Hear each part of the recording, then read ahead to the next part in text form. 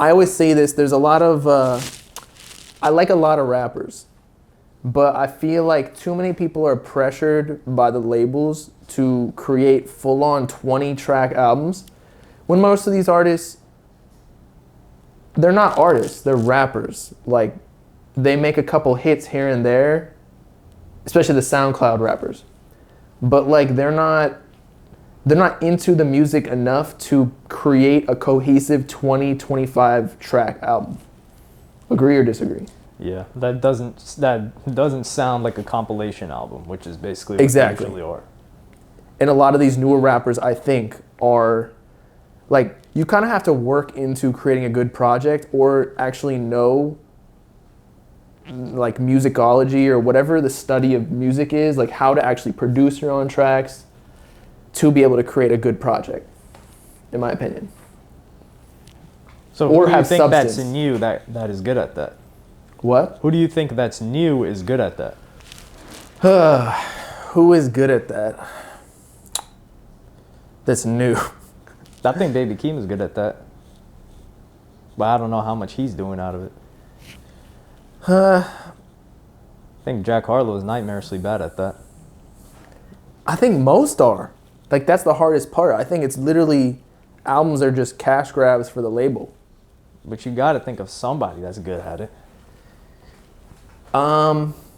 Honestly, the Metro Boomin album was pretty well put together. Yeah, but he's a producer. But he's a producer, so that's like a whole different ballpark, yeah. So he has like the skill set to put something. Yeah, I mean, Travis Scott isn't new, but he's good at it. that. Yeah, he's good at it. Yeah, I just feel like I'm so desensitized, and everybody is, to just picking out like the best songs that they like on an album as like it was a compilation. Like it was a Kids Now or like Kids Bop CD. And like they just know what tracks to go to listen to, but like nobody really listens to things like it's a Kendrick Lamar album anymore, where you literally want to go, chronologically. Do you think like playlisting becoming more of a thing is what ruined it? Not just actual editorial playlists, but people having personal playlists. Yeah, that and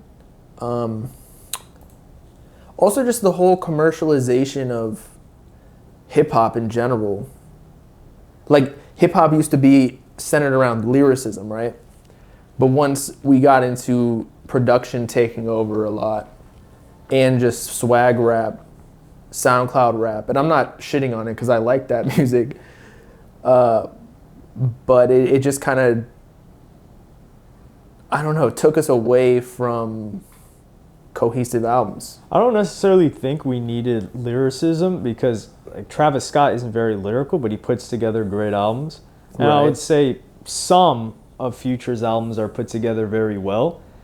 Because for me, I don't really like I don't really have a playlist. I don't like here are the songs that I like. For me, an album, I just listen top to bottom. And if I know that I'm probably going to not listen to the thing top to bottom, I just won't even listen to it at all. Or if there's a single that already released, which is usually one of the better songs, I'll just listen to that one. So, really? Yeah, that's why like a lot of for example, a lot of albums that I've listened to, I won't necessarily know the name of the song because I'll just play the album like, oh, Get Rich or Die Trying, press play on the whole thing. Or Doja Cat album, press play on the whole thing. Or Lil Wayne album, press play on the whole thing. Travis Scott too. And maybe like Travis Scott listens to songs here and there. But I enjoy that listening experience more than having a bunch of different songs. But now it's harder because a lot of these artists can't make albums, and then they're making 20-song albums. And I'm like, look, man, I like your singles. I like maybe like an EP from you, but I'm not going to commit an hour to you. That's just too much. And then I'll try to listen to 2 to 3 songs, and then I'm like, wow, this already feels like half an hour. It's going to be work. By. Yeah, this is like homework. And I just click off, and then I don't pay attention to what goes on after that. Yeah, I think you have to be either a native producer, not necessarily a beat maker, but like a producer looking from an executive lens, or a lyricist to really be able to have the bigger picture of an album. Would you agree with that? Yeah. Like even Pierre Bourne with his last album, Good Movie, like I actually didn't think it was his best work, but I always listen to Pierre's like T-Lop front to back. Just because it has cool transitions, little skits here and there. All the mixtapes had that back in the day too, which was cool. Yeah, that's a lot of that got lost. I'm telling you, it's just the over commercialization. Like hip hop just got super popular. But is it also partially on the listener that doesn't want to commit to a full album by someone? Yeah. So I feel like when you get more popular or more commercialized, more casual listeners are involved. And therefore, you're kind of like dumbing shit down to sell well. Like even Cardi talks about that in one of his interviews, that he dumbs down his music. Because he was originally, at one point he wanted to be more lyrical with Whole Lotta Red. And then he just, I guess, chose not to do that. He did get it here. Like he spilled some info here and there, like that he wanted to sign Trippie Redd and other stuff, but Cardi's not known for his lyrics. I feel like that's Tyga though.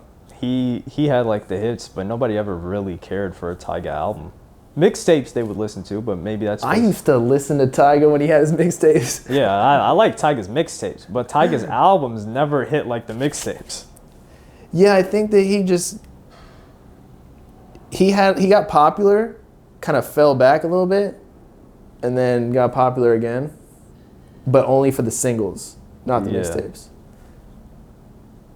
It's also kind of the time when he left Birdman, or left Cash Money. Yeah. And then he was going through a bunch of stuff. Well, he was dating Kylie. He probably got demotivated too, because he's like, what else is there in life? I already accomplished everything. I'm a famous rapper. And you know, Kylie actually wasn't as attractive back then, but yeah. She wasn't as, injected. Yeah, she was still very popular though. Yeah. I remember she kind of put on that Nav song, Myself. Yeah, she played it in her, what was it, her Rolls Royce? Her Snapchat stories. Yeah. Does she have influence? Like, does she have influence anymore is the question. Musically. Because back then, if she posted something on her Snapchat story, it did numbers. The songs would get listened to more. But does she even do that anymore? Because I feel like if she did, like, imagine she did it for, like, Sofago's Knock Knock or something. I feel like that would low-key. But I feel like now that's the equivalent of like a TikTok. Because I feel like the singular cosign got weaker. Like from anybody. Yeah. Like who is somebody that Cardi. If they play something, Cardi, then everyone's going to listen to it. No, I mean mainstream wise. Like his niche will listen to it, of course. And I do think he has more of a command. Like if Future posts himself listening to something, I don't think as many people are going to flock to it. Maybe like a Kanye? But potentially. Yeah, but I think Kanye. I mean, he didn't officially strongly co-sign Casey, but that guy's not, Well, he just like was a songwriter. I feel like he never publicly was like, yo, I fuck with your music. He was just like, nah, I fuck with your music when I'm rapping it. Okay, yeah. And let's say a non-artist. Because Kylie Jenner was just a personality. Right. So a non-artist that's like, yo, this is it. Or just playing the song. Because back then, everyone was like, yo, what's that song? Boom, flock to it. Now I think you need a lot of people like, oh, Kylie Jenner's listening to this, and LeBron James is listening to this, and whoever else is famous is listening to this. And again, the over-commercialization, man. I feel like we just have too many rappers, like... The barrier to entry is so low now. Like all you need, like I could make a song right now. I got Logic Pro. I got a microphone. You can make beats. I could slap some auto-tune. I could learn how to make beats on YouTube in a few weeks. You could buy a Summers hard drive for the references. I could buy it, exactly. Hey, you're off to go. Yeah. But do you think as many people are making music right now as they did? I feel like when the clout era was going on, there was more people making music than now. For sure, because they saw, again, Lil Pump, like, lowering the barrier to entry. Like, Lil Pump got some hits, don't get me wrong, but he showed the world that you can just be a regular guy or just do some stupid shit online and be famous, right? I think that's what that whole era was about. What was it called? Like antics. Or they were like, if they would probably listen to the music and say, "Whoa, I can do that." Right, because it was just like heavy 808 beat, Yeah. and then just go, "Hey, yeah," in the ad libs.